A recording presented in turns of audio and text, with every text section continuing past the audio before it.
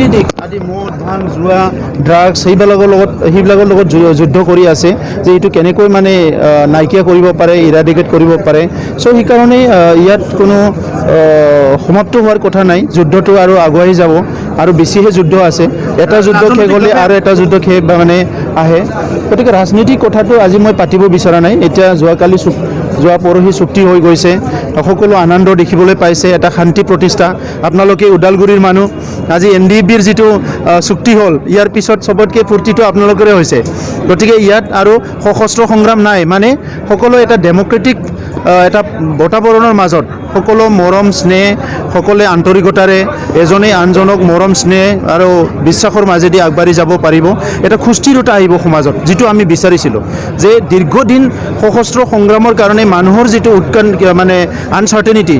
ইনষ্টেবিলিটি যিটো ভয় সংখ্যা এইবিলাক যে চলি আছিলে ইয়াৰ পিছত আৰু এইবিলাক নাই ইয়াত আৰু এটা শান্তি স্থাপন হ'ব শান্তি স্থাপন ইতিমধ্যে হৈ গৈছে সকলো নিজৰ মূৰ দাঙি পেলাই জীয়াই থাকিব পাৰিব সকলো নিজৰ মনৰ কথাবিলাক মানে কৰিব পাৰিব যদি ভয় কৰিছিলে কিন্তু মই এটা কথা ক'ব বিচাৰিছোঁ নিজৰ অধিকাৰ বিচাৰি যিসকলে অস্ত্ৰ লৈ সংগ্ৰাম কৰিছিলে আজি ঘৰত আহিল সিটো যাতে মানুহে এটা বেয়া দৃষ্টিৰে নাচায় বহুতে বহুত ক'ব বিচাৰিছে কিন্তু মই আহ্বান কৰিম যে তেখেতসকলে সমাজৰ কাৰণে সংগ্ৰাম কৰিছিলে আজি সমাজত ঘূৰি আহিব বিচাৰিছে সংগ্ৰামৰ সময়ত যদি কাকবা এটা বেয়া কথা কৈছিলে কাকবা কেতিয়াবা মানে কিবা এটা ভেটি প্ৰদৰ্শন কৰিব লগা হ'ল এই কথাবিলাক ধৰি থাকিব নালাগে সমাজে আঁকোৱালি ল'ব লাগিব মই তেখেতসকলকো আহ্বান কৰিছোঁ যে সশস্ত্ৰ সংগ্ৰামী হিচাপে যিবিলাক কাম কৰিছিলে আজি সমাজত ঘূৰি অহাৰ পিছত সম্পূৰ্ণ শান্তি সম্প্ৰীতিৰে সকলোৰ লগত মিলাপ্ৰীতি হৈ থাকিব লাগিব আৰু সমাজখন এটা সুস্থ পৰিৱেশত গঢ়িব লাগিব অন্য এটা কথালৈ আহোঁ যে হাগ্ৰামৰ মহিলাই এটা কথা উত্থাপন কৰিছে যে আপোনালোকে হাইজেক কৰিছে আপচুই হাইজেক কৰি NDB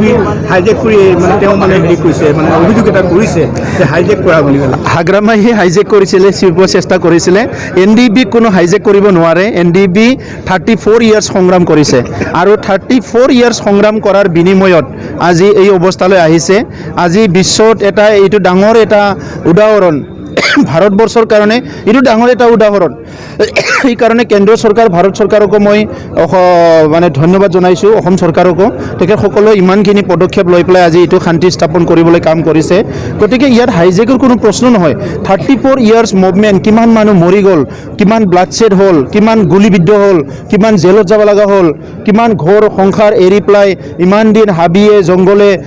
মানে ভূটানে ম্যানমাৰে ঘূৰি আছিলে সেই ল'ৰাবিলাক আজি ঘৰলৈ ঘূৰি আহিছে ইয়াৰ হাইজেকৰ কোনো প্ৰশ্ন নাই নিখিল বড়ো ছাত্ৰ সন্থাক ভাৰত চৰকাৰে আগভাগ লোৱাটো বিচাৰিছিলে আৰু সেই হিচাপে আপোনালোকে দেখিবলৈ পাইছে NDB প্ৰগ্ৰেছিভ আৰু আমি কেনেকৈ একেলগে আমি আন্দোলন কৰি আহিছোঁ মানে সশস্ত্ৰ সংগ্ৰামী হ'লেও নিখিল বড়ো ছাত্ৰ সন্থাই গণতান্ত্ৰিক এটা সংগঠন হ'লেও আমি একেলগে মিলি পেলাই কাম কৰি এইকেইদিনত যে চিজফায়াৰত অহাৰ পিছত আমি শান্তি প্ৰতিষ্ঠা কৰিবলৈ সক্ষম হৈছোঁ তাৰ হাইজেক কৰাৰ কোনো কথা নাই আমি দাদা ভাই মিলি পেলাই চবে কাম কৰিছোঁ শান্তি প্ৰতিষ্ঠা কৰিছোঁ সেইটো হাগ্ৰামাৰ কাৰণেই গৌৰৱৰ কথা তেখেতেও আনন্দ ল'ব লাগে ইয়াতে যে এইটো আৰু ৰাজনীতিকৰণ কৰিব নালাগে ইয়াত ৰাজনীতি কৰাৰ কোনো ঠাই নাই ঠিক আছে এই সংগ্ৰামৰ অৱসান ঘটোৱা বুলি কোৱা হৈছে কি কয় এই ক্ষেত্ৰত আপুনি হয় NDB হিচাপে আমি 34 বছৰ সংগ্ৰাম কৰিলোঁ তাৰে 19টা বছৰ আমি সশস্ত্ৰ সংগ্ৰাম কৰিছিলোঁ আৰু 15 বছৰ আমি ভাৰত চৰকাৰৰ লগত আলোচনাৰ জৰিয়তে ডেমক্ৰেটিক প্ৰক্ৰিয়াৰ সমস্যাটো সমাধান কৰাৰ কাৰণে কাম কৰি আছিলোঁ আজি আমি সুখী যে অন্ততঃ ইমান বছৰ সংগ্ৰাম কৰাৰ সময়ত যি সংগ্ৰামৰ ভিতৰত আমাৰ বহুতো সতীৰ্থই প্ৰাণ আহুতি দিলে আমাৰ বহুতো সতীৰ্থ ঘৰ বাৰী এৰি কিছুমানে ভূটানত কিছুমানে বাংলাদেশত কিছুমান ম্যানমাৰত কিছুমানে নেপালত লুকাই থাকি কাম কৰিব লগা হৈছে নিজৰ পৰিয়ালৰ পৰা থাকিব লগা হৈছে নিজৰ ল'ৰা ছোৱালী পৰিবাৰবিলাকক দেখা পোৱা নাছিলে কিন্তু 27 তাৰিখে ভাৰত চৰকাৰ অসম চৰকাৰৰ যি চুক্তি হ'ল চুক্তিৰ জৰিয়তে তেওঁলোক অসমত নিজৰ ঘৰত আহিব পৰা হ'ল নিজৰ পৰিয়ালৰ লগত নিজৰ সমাজৰ লগত নিজৰ গাঁৱৰ লগত মিলি থাকিব পৰা এটা পৰিৱেশ পালে আৰু তাতকৈ অধিক শান্তিৰ খবৰ কি লাগে মানুহক অন্য কথা এটা আগন্তুক দিনত আপোনালোকে ৰাজনৈতিকভাৱে প্ৰত্যক্ষভাৱে ৰাজনৈতিক জড়িত হ'ব নেকি ৰাজনৈতিক ক্ষেত্ৰত চাওক চিজফায়াৰ কৰাৰ পিছত আমি গণতান্ত্ৰিক প্ৰক্ৰিয়াৰ যি আন্দোলন চলাইছিলে সেইখিনি সময়ত ৰাজনৈতিক বাতাবৰণবিলাক দেখি আছোঁ অবজাৰ্ভ কৰি আহিছোঁ তাৰপিছত এতিয়া জাষ্ট আমি ভাৰত চৰকাৰ শান্তি চুক্তি কৰিছোঁ শান্তি চুক্তি কৰাৰ পিছত পৰৱৰ্তী সময়ত যিখিনি চুক্তি কৰিলে তাৰ যিখিনি দফা তাত কাৰ্যকৰী কৰোঁতে বিভিন্ন দল সংগঠনৰ সহায় সহযোগৰ প্ৰয়োজন আছে আৰু সেইকাৰণে যিহেতু ৰাজনৈতিক ক্ষমতাৰ প্ৰশ্নটো আহি যায় তথাপিও আমি এতিয়ালৈকে ৰাজনৈতিকভাৱে কেনেকৈ জড়িত হ'ম বা নহ'ম এই বিষয়টো চিন্তা কৰা নাই যিহেতু কালি পৰহি জাষ্ট শান্তি চুক্তি সমাপন হৈছে মাত্ৰ কিন্তু শান্তি চুক্তি হোৱাৰ পিছত NDB কেডাৰসকলৰ যি ৰিহেবিলিটেশ্যন কথা সেইখিনি আমি অগ্ৰাধিকাৰ দিছোঁ লগতে যিসকল আমাৰ সহকৰ্মী জেলত আছে তেওঁলোকক কেনেকৈ উলিয়াব পৰা যায় চৰকাৰৰ লগত সেই বিষয়ে আলোচনা কৰিম লগতে যিসকল শ্বহীদ হৈ গ'ল দীৰ্ঘ সময় সংগ্ৰামৰ সময়ত আমাৰ নাইবুল NDBৰ তৰফৰ পৰা চিভিলিয়ান আৰু কেডাৰ নাই বুলি ক'লে 2000 লোক শ্বহীদ হ'ল আৰু তেওঁলোকৰ যিখিনি বংশ পৰিয়াল আছে তেওঁলোকৰ পৰিয়ালসকলক কেনেকৈ আমি চৰকাৰৰ পৰা এটা এক্সপ্ৰেছিয়া তেনেকৈ এটা অনুদান আনিব পৰা যায় সেই কথাখিনি আগতে অগ্ৰাধিকাৰ আমি কাম কৰিম তাৰপিছতে বাকী ৰাজনৈতিক পৰ্যায়ৰ বিষয়ে আলোচনা কৰিম আপুনি বাকী জাতি জনগোষ্ঠীক কিদৰে আশ্বস্ত কৰিব এইখন বিশ্বাসত নিয়াবৰ বাবে আচলতে 27 তাৰিখে হয় যি চুক্তি তাত বড়োসকলৰ বুলি ক'বলৈ একোৱেই নাই ক'বলৈ গ'লে মাত্ৰ দুটা দফা অকল বড়োসকলৰ কাৰণে আছে সেইটো হ'ল বড়ো ভাষাটো